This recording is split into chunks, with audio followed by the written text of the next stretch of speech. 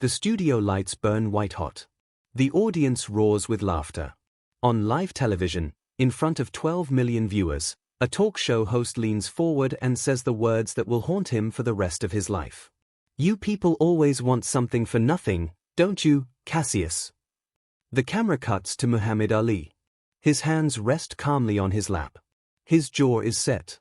His eyes don't blink. He doesn't shout. He doesn't stand. He doesn't storm off the stage.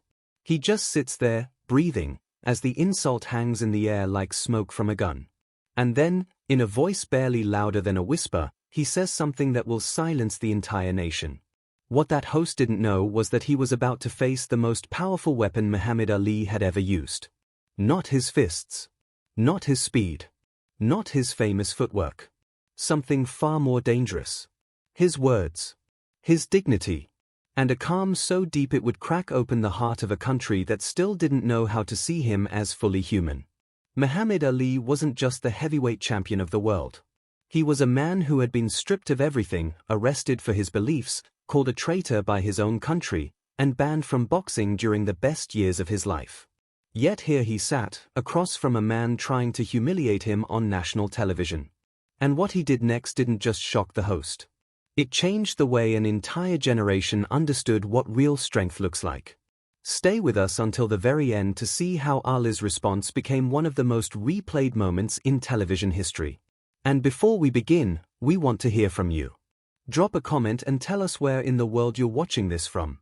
We read every single one, and we love knowing you're here with us. It was May 1974. New York City. The studio of one of America's most watched evening talk shows. The kind of show that didn't shy away from controversy. In fact, it thrived on it. The host was known for his sharp tongue, his ability to corner guests, and his willingness to say things other hosts wouldn't dare. The audience loved it. They came for the spectacle. The verbal sparring. The tension. That night, Muhammad Ali walked onto the set wearing a perfectly tailored black suit, a crisp white shirt, and a thin black tie. His movements were smooth, controlled, powerful. He had recently won back his title after being banned for 3.5 years. He was 32 years old. In his prime. A living legend. But to many white Americans, he was still the man who refused to go to Vietnam. The man who changed his name. The man who spoke too much, believed too strongly, and refused to stay quiet. The audience clapped as he entered, but the applause felt measured. Nervous. Like people weren't sure whether to celebrate him or condemn him. Ali sat down across from the host. He adjusted his collar. Smiled slightly. Nodded. And the interview began. But what no one in that studio realized was that in less than 20 minutes, this man was about to deliver a lesson in dignity that would echo for generations. The first few minutes were easy. Predictable. The host asked about training.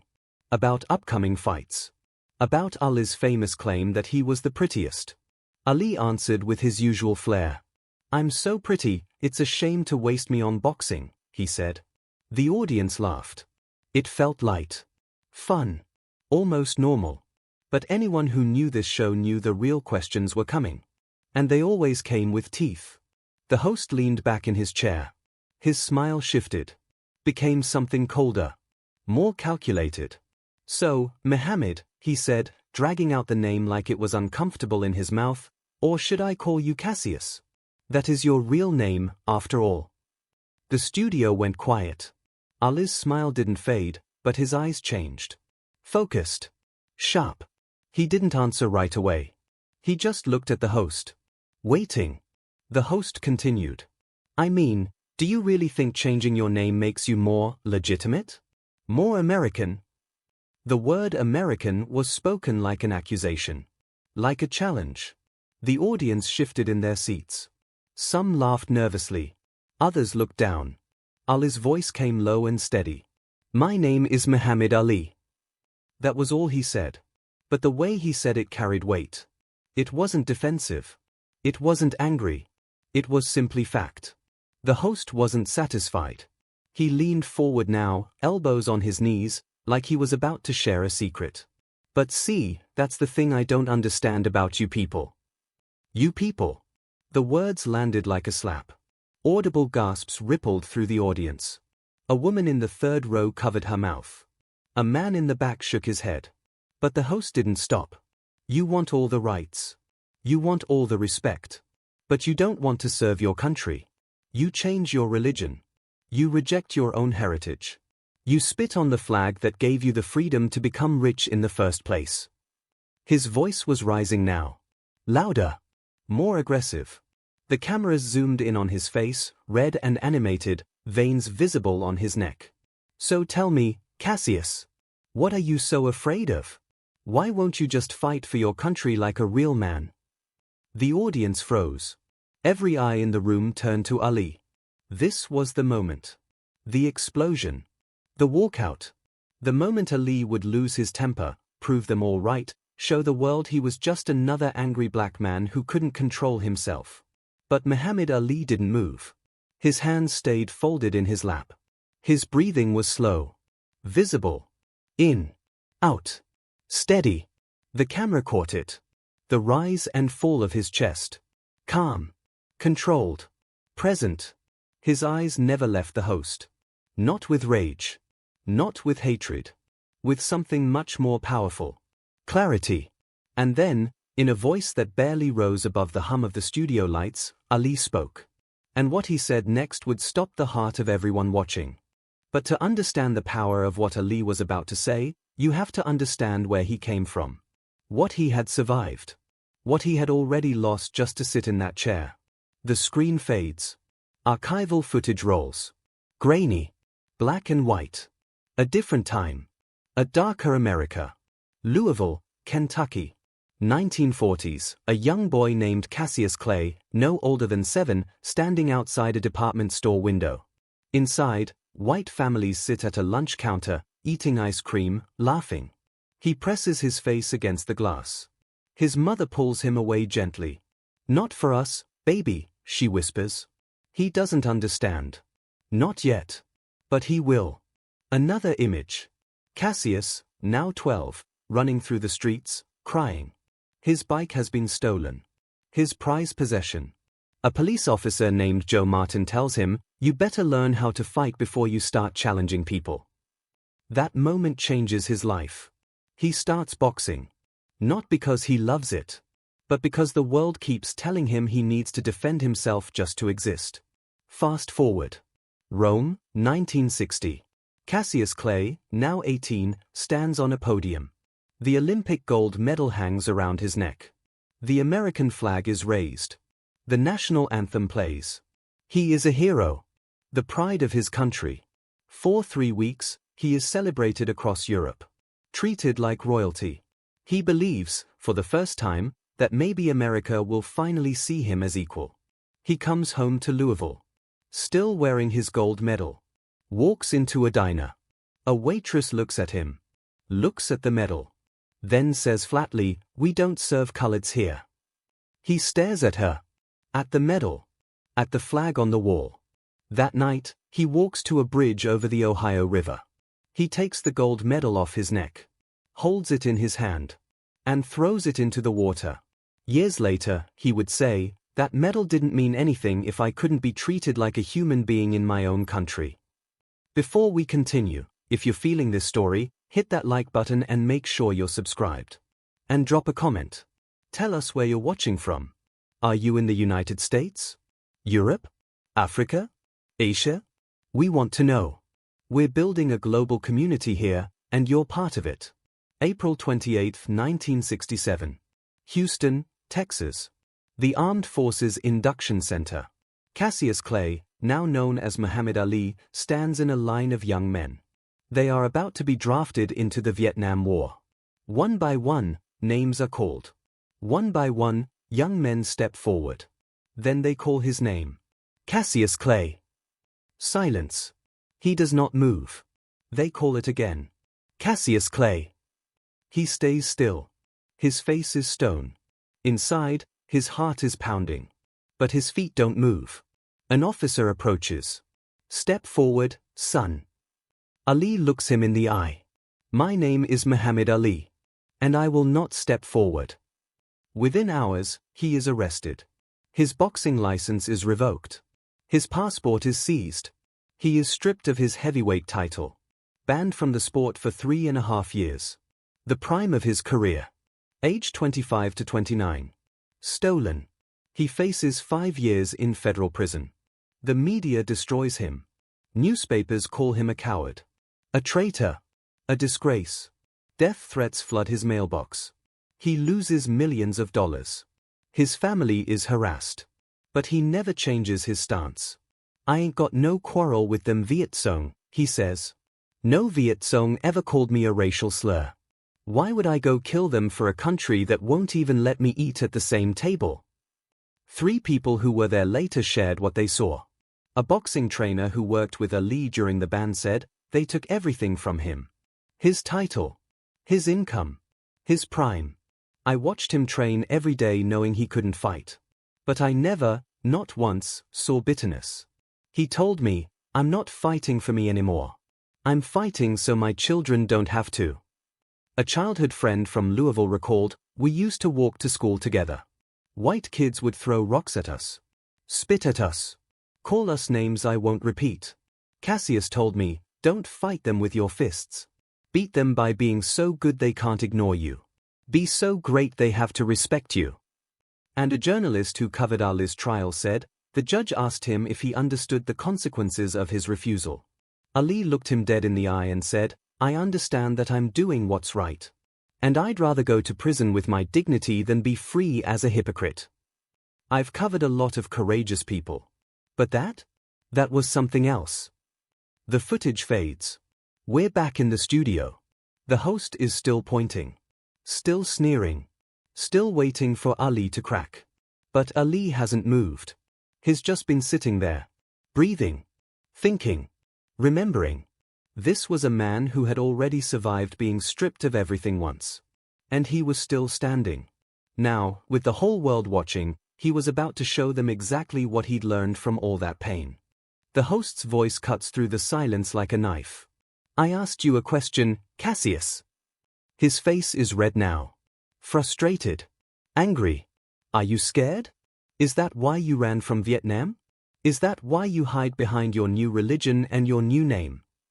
Spit flies from his mouth as he speaks. The cameras catch it. The audience is frozen. No one is breathing. This is the moment everyone has been waiting for. The explosion. The breakdown. The proof that Ali is just another angry man who can't handle pressure. But Muhammad Ali does not explode. Instead, he leans forward. Slowly. Deliberately. His elbows rest on his knees. His hands clasp together. And when he speaks, his voice is so quiet the audio technicians have to boost the levels just so people at home can hear him. You want to know if I'm scared? He pauses. Lets the question sit in the air. I've been scared. Another pause. Longer this time. I was scared when I was 6 years old and my mama told me I couldn't drink from the same water fountain as you. The audience goes completely still. I was scared when I won a gold medal for this country and came home and couldn't eat in the same restaurant as the people who were celebrating me on TV. His voice is steady. Not shaking. Not breaking. Just truth. Raw. Unfiltered. Real. I was scared when they took my title away. When they said I'd go to prison for 5 years. When people sent letters to my house saying they'd kill my family. He looks directly at the host now. Eye to eye. But let me tell you something about fear, sir. The word sir lands with weight. Respect offered where none was given. The host's mouth opens slightly. But no sound comes out. Ali continues. Fear is when you know something is wrong and you do it anyway because you're more afraid of what people will think than what God will think. The camera pushes in closer on his face. Fear is when you watch injustice happen right in front of you and you stay silent because speaking up might cost you something. His voice rises slightly. Not in anger. In passion. Fear is sending young men to die in a war that you won't fight yourself, and then calling them cowards when they ask why. The host tries to interrupt. Now wait Ali raises one finger. Gently. Calmly. I'm not finished. And the host stops. Just like that. The entire audience gasps. Muhammad Ali has taken control of the interview without raising his voice. Without aggression. Without violence. Just presence. Just power. You asked me about my name, Ali says, his voice softening again. Cassius Clay was the name of a slave owner. My great-great-grandfather was given that name in chains. I am not a slave. I will not carry the name of the man who owned my ancestors. My name is Muhammad Ali. And if you can't respect that, at least respect the fact that I have the right to choose who I am. The camera cuts to the host. His face has changed. The smugness is gone. The color has drained. His hand, which was pointing accusingly just moments ago, now grips the armrest of his chair. His knuckles are white. Ali keeps going. You asked me about serving my country. He sits back now. His posture relaxed. Confident. I serve my country every single day. I serve it by showing young black boys and girls that they don't have to accept being called less than. That they don't have to smile and stay quiet when someone disrespects them. That they have the right to stand up even when it costs them everything. Silence. The kind of silence that feels sacred. I serve my country by being here. Right now. In front of you. Answering your questions with respect. He pauses. Looks the host dead in the eye. Even when you don't give me the same. The audience erupts. Not with laughter. With applause. Real applause. The kind that comes from the chest. From the soul. A black woman in the third row stands up, tears streaming down her face, clapping so hard her hands must hurt. A white man in the back, older, wearing a military jacket, stands next. Then another. Then another. Within seconds, half the audience is on their feet. The host waves his hands frantically, trying to get them to sit down. Trying to regain control. But the moment has shifted. The power has transferred. And everyone in that room knows it. Muhammad Ali has just won a fight without throwing a single punch. The host tries to speak. His voice shakes. I didn't mean to. Ali interrupts him. Gently. Kindly. Yes, you did. Not an accusation. Just a fact. But that's okay. He smiles. A real smile. Warm. Human. Because maybe one day you'll understand that being the greatest isn't about how hard you can hit someone. He leans forward one more time. It's about how much you can get hit and keep moving forward. With dignity. With respect. With love. His voice drops to barely a whisper. But every person in that studio hears it. Every person at home hears it. Even for people who don't love you back. What happened after this moment would be talked about for the next 50 years. But before the cameras could cut to commercial, something occurred that no one in that studio would ever forget. Something that would prove Muhammad Ali wasn't just a great boxer. He was something far more powerful than that. The director in the control booth is shouting into his headset. Cut to commercial. Cut to commercial now. But the cameramen don't move. They keep rolling. They know they are witnessing history. The host sits frozen in his chair. His mouth opens and closes like he's trying to form words, but nothing comes out. His hands are shaking. The studio audience is still standing. Still clapping. Some are crying openly now. A young black man in the back has his fist raised in the air. Not in aggression. In solidarity. In pride. An elderly white woman 2 rows from the front is dabbing her eyes with a tissue, whispering something that looks like "I'm sorry" over and over again. Finally, mercifully, the show cuts to commercial. 3 minutes. The crew rushes onto the set. Makeup artists try to touch up the host's face, but he waves them away. His hands are trembling. A producer leans down and whispers urgently in his ear. You need to apologize. Right now. When we come back, you apologize, or this network is done. The host nods slowly. He looks over at Ali, who is sitting calmly, sipping water, as if nothing unusual has happened. As if he hasn't just delivered one of the most powerful statements ever spoken on live television. The cameras come back on. The red light blinks. They live again. The host takes a deep breath. His voice is different now. Softer.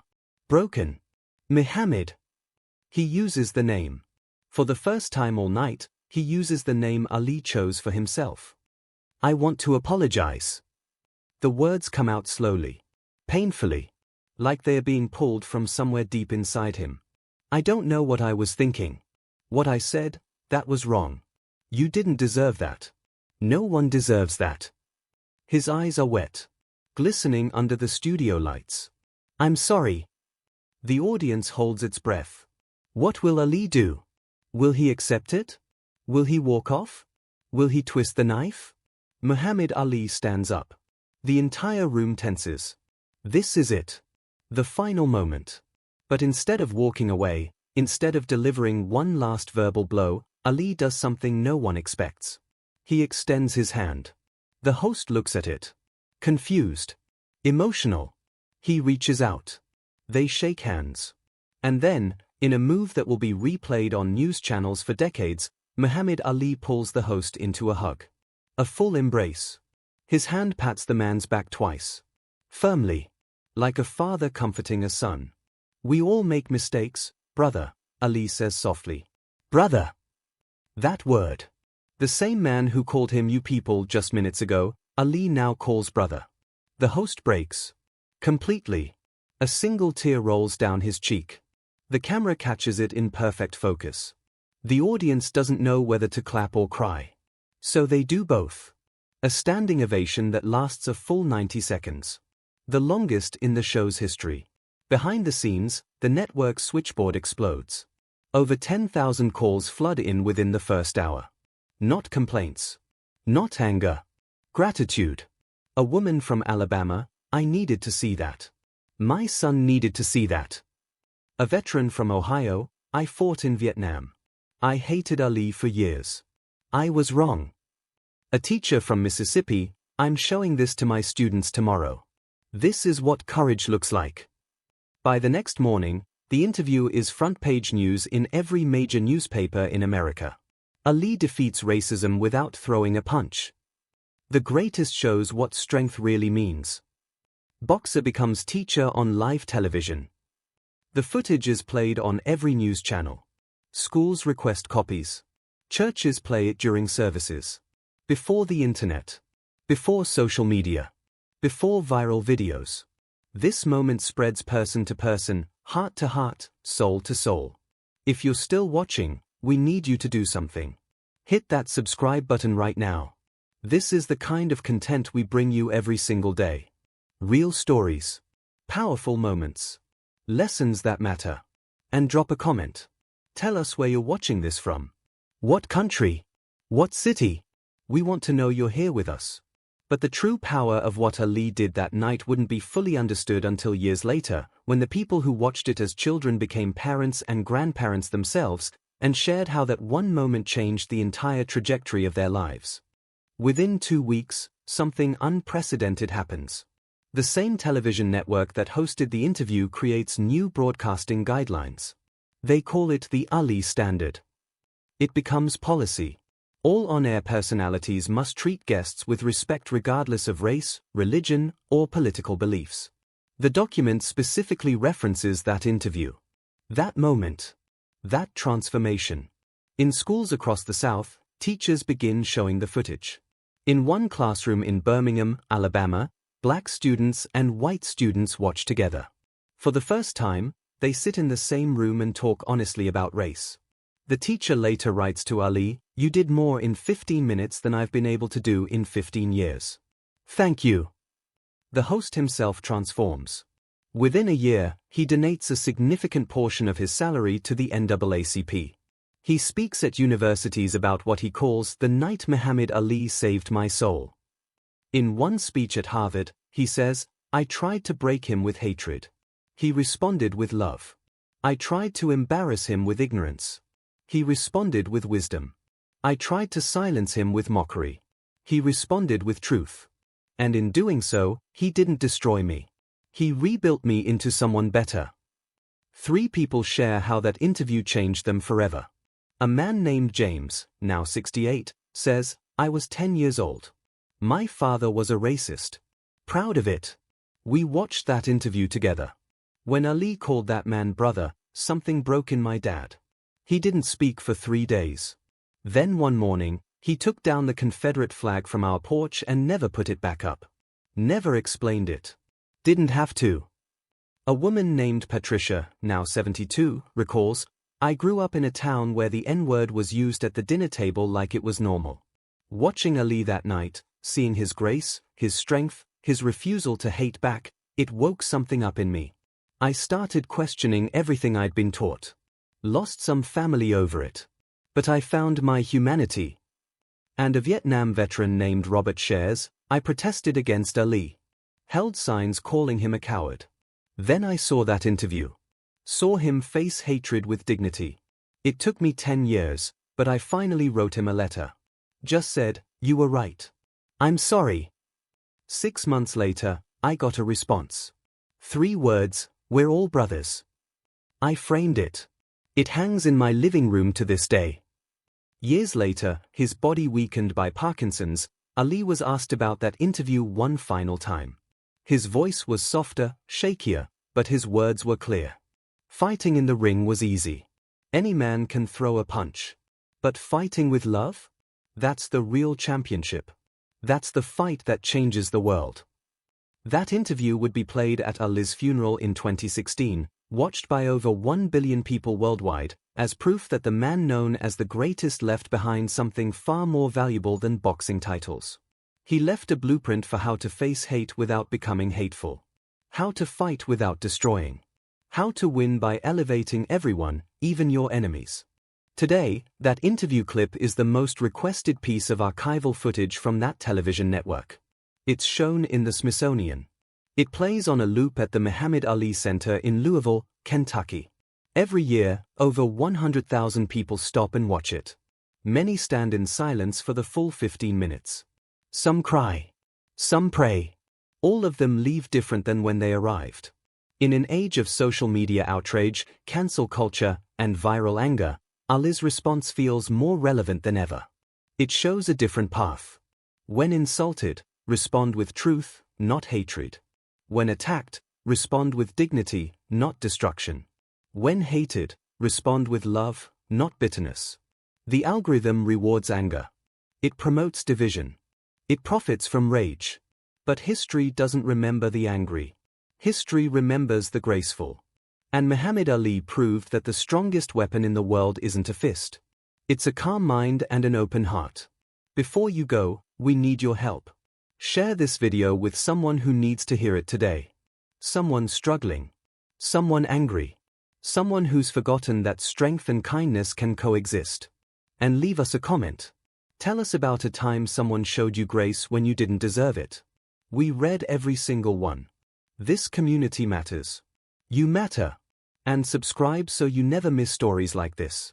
That night, in a 1970s television studio, under hot lights, in front of a hostile host and a divided audience, Muhammad Ali did something the world desperately needed to see.